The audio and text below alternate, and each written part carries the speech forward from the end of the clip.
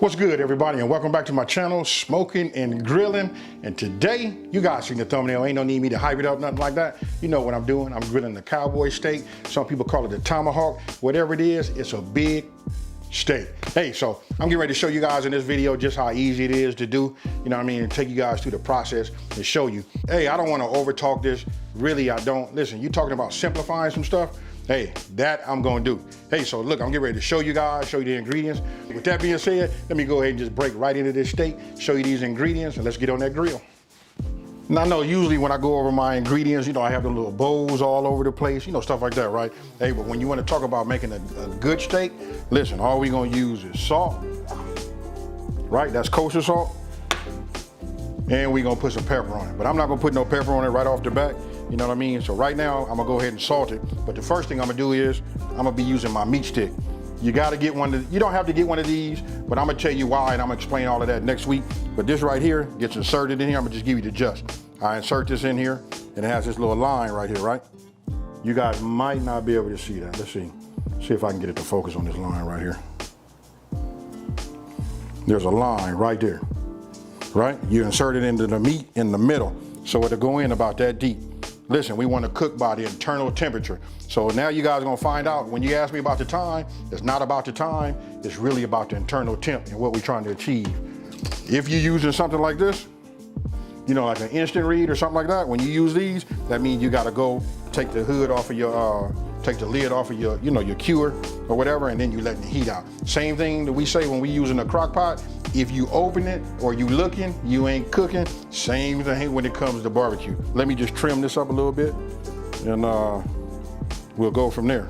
I'll just put the trimmings right here. This little piece right here. Now, look, one of the things I'm gonna tell you right now will be key is that, listen, you wanna start with room temperature meat. Hey, that right there is monumental. I mean, you know what, just for the video, I'm looking for like the presentation. This is the only reason why I'm taking all of this off. If I wasn't doing that, I'd be cooking it too. 'Cause listen, all of this right here, this that flavor that be on that meat. But right now, what I'm doing is, let's just say I'm dressing her up to be pretty. This is for all the new people. You can see all of this. This is what we call marbling. That's all the fat that's inside the meat. This is where it becomes juicy, and that's where you get your flavor from. So let me just go around, look around it. If I like what I see, I'm just gonna leave it alone, then we're gonna put some salt on it, right? We're gonna let the salt extract some of that moisture out of it. And then while it's doing that, I'm gonna leave it right here in this kitchen. I'm gonna go outside and we're gonna go ahead and get our coals going. Okay, now look, this time I'm using my Gold, you know, kettle grill. So listen, I got the heat over here on this side right here. So this is where the heat is. So this would be direct heat. And remember, on the right side of this is what we call indirect heat. Hey, that's important. This is all gonna tie into, and I'm gonna fully explain it and show you how it all works, you know, once we get to that part, when I show you how to, you know, properly, you know, use a grill, period. Now, again, I'm gonna just say it one more time. This side is fire, that side is no fire. We gonna cook on this side almost like we do the oven. Over here, this is almost like Burger King, you guys. We gonna put it over the flame. It's almost like a charbroil / sear, all right? Real simple. So now I'm getting ready to show you the meat. You know what, let's just look at the meat. Now, as I'm bringing, you know, my fire up to temp, I just put on a piece of post oak because we want to have that smoky flavor, right? I'm gonna go ahead and pat this. I got me some paper towels, right? So you just want to pat it. And then earlier I should have said this, don't worry about how much salt you put on there. This is a big piece of meat, and it's not really about, you know, like the saltiness taste to it. It's more so about drawing some of this moisture out. You know what I mean? Hey, and it adds to the flavor too. And the reason I didn't put the pepper on there, because pepper does give it like a little darker color. Hey, but it tastes great. Now, I'm gonna take my meat thermometer, and remember I told you guys it has this little ring right here. That's how deep you go with the meat. So, I'm gonna take it, I'm gonna look at it, I'm gonna divide it into half, about what I think half is, and then what we're gonna do is we just gonna insert it in like this. Because look, we're not cooking by time, we're cooking by an internal temperature. And the internal temperature we want to reach right now, we want to reach 125. Once we reach 125, we're going to take it off. I'm going to raise the fire, and then we're going to put a sear on it. We're going to get it to look real, real pretty. But right now I got it like this, so you guys can see. All right, I got it holding back 350 degrees, right? So it's holding that temp. So I got my vent here adjusted and the vent on the bottom adjusted just fine. So what I'm gonna do is take this off. We're gonna go ahead and put the steak on the indirect. That means no fire underneath it. And we're gonna go ahead and just start monitoring it with our meat stick app. And we're just gonna wait till we reach that temperature. And once we reach the temperature, which is 125 degrees, then we're gonna take it off. And we're gonna let it, like simmer down just a little bit as I bring the coals back up so we can put that sear on it. So, check this out. Okay, so now, when you get your steak, you can see right there, that's the direct zone. We wanna put our steak down on the indirect side, right? No heat underneath.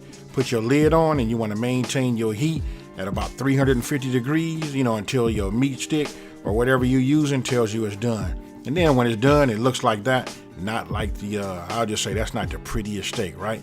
But no worries. We take that, put that off to the side, and I'm using my sausage hanger right there. I'm just using that just to stoke the fire, right? So look, I just want to move some of the coals around, make sure that I can get some air underneath them. And then if you look down there, you see where those arrows are? I got my vents on the bottom of my Weber kettle grill wide open so we can get maximum airflow coming up from the bottom. You know what I mean? So that way we can get a nice intense heat. We looking for somewhere between 450 degrees and 500. Now, after it's kind of settled in, you can see the flame underneath it. What I do is I put my steak on top of the fire now because we looking for a sear. Now we put it on there and we just want to sear for about 2 minutes. I set a timer for exactly 2 minutes, right? And if I get flare-ups like that, I just reposition the steak. But you want to do 2 minutes on each side, especially with a steak this big, right? So then we flip it over, and you can see I had a fire over to the right, so I put it off to the left. Now the drippings, the fat from the steak is what you get those flare-ups from. But it's okay. If we got to move it around, it's all right. We just want to get 2 minutes on each side. Once we got that, there you have it. That's what it looks like. Now, what about the edges? That should give you, hey, now you know. Listen, we gonna sear that too. Listen, we've been looking for that crust. That crust is what we pay for when we go to these high-end restaurants. But there you have it. That is a nicely seared tomahawk or cowboy steak. All right, so this is the final. And I want you guys to look right here. You can see where the juices are, like pooling up right here. Listen, it's very, very important. Look, we're gonna start at the basics. I gotta say, you gotta let your meat rest. I like to let mine rest anywhere between 10 and 15 minutes. So after I pulled it off from being seared, and this dark part right here, man, that's gonna be flavor. But this right here is just to show you guys just how easy it is to make.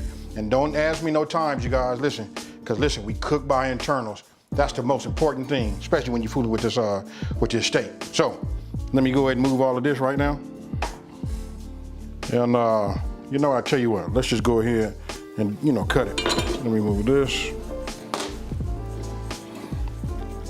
All right, let me get a better angle. Now you can see all of the juices right here, on here. That's just from letting it rest. You know what I mean? A lot of it, because it's kind of tight, so what it does is it relaxes, it loses some of the juice, but some of it goes back up into this steak. So I'm just gonna go ahead and trace it like this. Let me go ahead and just do like that. Now with that meat left on that bone, I can just tell you this, my dog Bosco, you're gonna enjoy himself tonight. All right, now you can see right here, I'm just starting to make cuts. All right, look at that juice that comes out of there. Let me just say this. Listen, when you're dealing with a steak, it is best, and this is a common mistake, it is best to, time it so that all your food is ready, and then when you finish resting, then you can go ahead and, serve your steak. You just make your cuts, and it'll be at its most juiciest, as you can see right there. That right there is a restaurant style, medium rare. Hey, nothing wrong with that, you guys. And then for those of you guys that don't like it, you can just put your slice in a pan and just, fry it. So tell me what you guys think. You know what? I know a lot of you guys out there, listen, including myself, I used to always say, hey, I'm not eating no red meat. Hey, listen, it's not blood, you guys. Listen, it's just a meat, and it's natural. Hey, I can't really even explain it. I ain't got all them scientific words for you, and not even gonna fake it. You know what? All I can tell you is you guys gotta just cook it like this. You could taste that flavor from that grill. You know what I mean? That smokiness in there. Oh man! And listen, the juice is all over. But for you guys that cannot, you know, eat it like that. If it's something mental, you know, when you look at it, you're like, I just can't do it. All you gotta do is make it this way, because other people might, you know what I mean, that way you don't take the steak too far. And then what you can do is get yourself a cast iron skillet. That works best, or any skillet. Just put yourself a little butter in there, and after you cut your slices, just go ahead and put it in there and cook it to how you like it. You know, but listen, at least give this a try. I'm gonna cover all of that again, you know, next week, but right now, look, I done already tasted it. I ain't even gonna fake it. I done ate 3 slices of this already, but I'm gonna go ahead and take it and do it like this. And this is probably more so the way you guys probably wanna see it. This is one of the end pieces right here. Ooh wee. Oh man. Hold on. Hey, listen, this is fire. That's all I can say. You gotta give it a try. And like I said, if you can't, we hit that skillet. You can cook it like you like it. And one thing you guys didn't see is, look, after I let it rest and I cut it and I sliced it all right, I went ahead and took a couple of pinches of that kosher salt and just sprinkled it all over there. Man, that flavor, oh my goodness. And I hit it with a little bit of that black pepper also. Hey, so let me just say this. Listen, if you're new to my channel, let me just go ahead and say, hey, thank you for watching. Don't forget to subscribe and like this video, and tell everybody out there there's a channel out here that's simplifying these recipes and taking the mystery out of cooking. And with that being said, you guys, I can barely wrap this up, because all I'm thinking about is, you know, getting me a couple of more of these slices. I got some mashed potatoes. Oh yeah. Hey, with that being said, you guys, I'm out of here. Peace.